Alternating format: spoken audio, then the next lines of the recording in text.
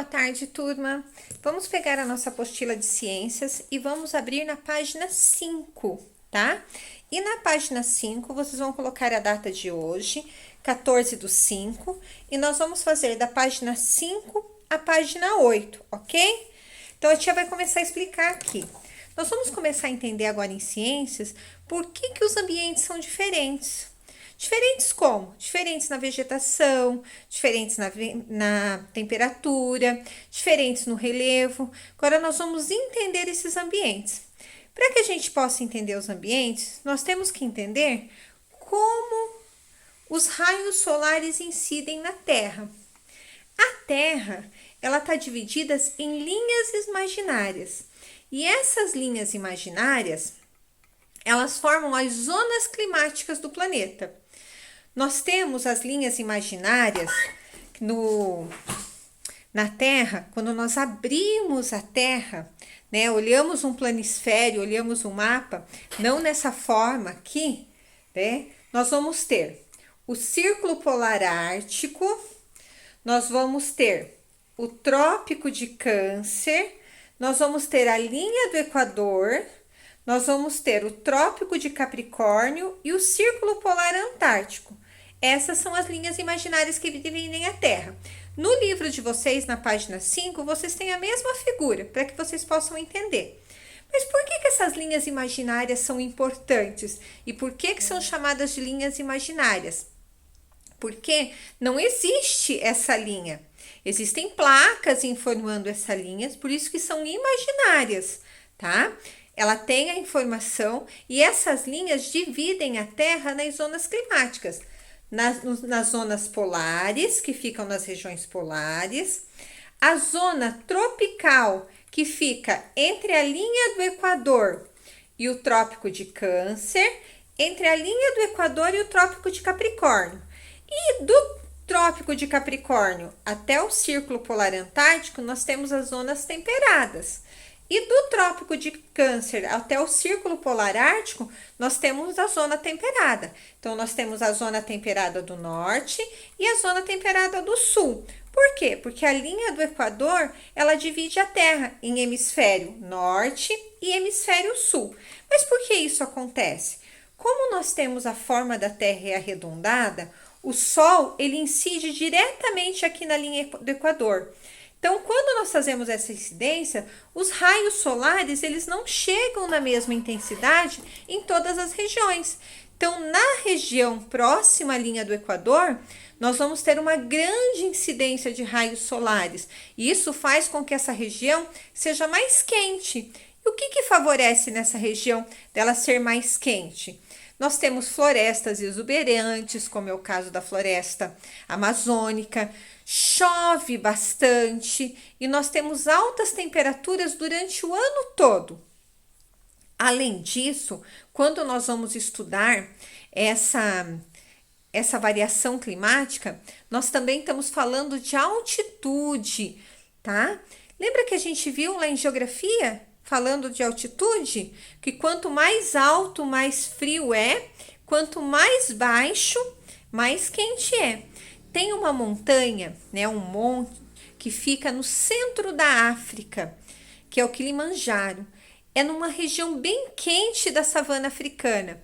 Mas quando a gente olha para cima, no topo dele, ele tem a chamada neve eterna. Ele fica o tempo todo, mesmo lá embaixo sendo muito quente. Por quê? Porque quanto mais alto eu subo, mais o ar fica rarefeito, mais frio é. Agora, estudando essas zonas climáticas, a gente vai entender por que muitas vezes, igual vou dar um exemplo para vocês que é o mais claro da gente entender, o Natal. O Natal, a roupa do Papai Noel é aquela roupa pesada, vermelha, né? Com aquela pelo branco nas mangas, que se assemelha o quê? Uma roupa bem quente. Por quê? Porque o Natal, a comemoração do Natal, a roupa do Papai Noel, ela surgiu na Lapônia, no hemisfério norte. E dezembro lá, eles estão no auge do inverno. Então, neva muito e é muito frio.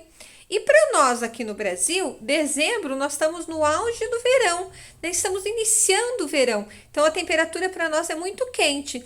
Mas como foi uma cultura que veio importada de lá, por isso que no globo fica lá o Papai Noel com a neve caindo, né? A forma do pinheiro, porque vem dessa região da Lapônia, que é uma vegetação que se encontra bastante lá.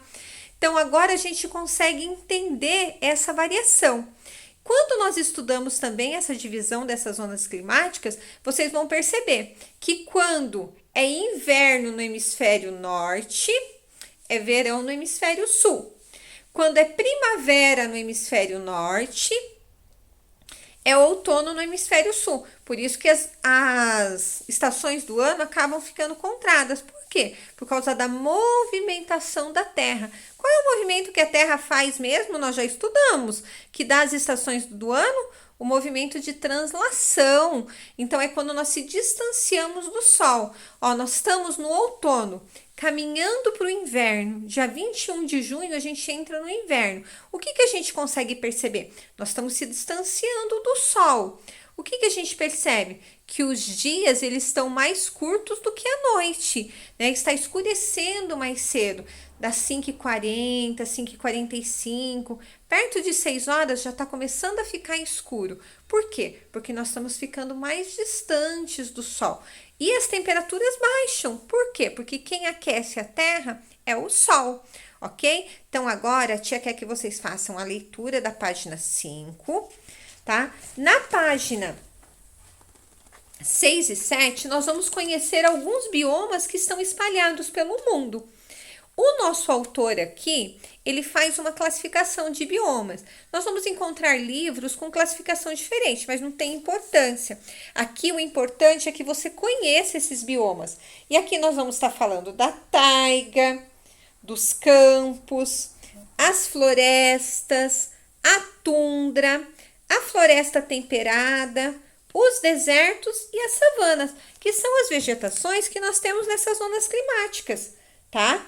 Na região que é cortada pela linha do Equador, eu vou ter as florestas tropicais, que são as florestas exuberantes, as florestas de grande porte, tá? E são florestas úmidas. Por quê? Porque chove bastante, tem uma grande quantidade de umidade. Ah, mas essas florestas tem só aqui no Brasil? Não, nós temos florestas tropicais aqui no continente americano, na África, na Ásia.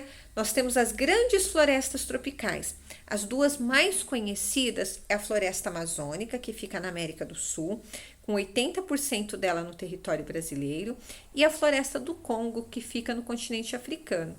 Essas florestas, elas são riquíssimas em biodiversidade, ou seja, ela tem uma grande diversidade, tanto de plantas quanto de animais. Nós temos daí as savanas, que para nós aqui no Brasil são chamados de cerrado, e vamos ter as grandes áreas de savana africana. Nós vamos ter também as florestas temperadas, que também são chamados de florestas de coníferas. Nós estamos na região subtropical.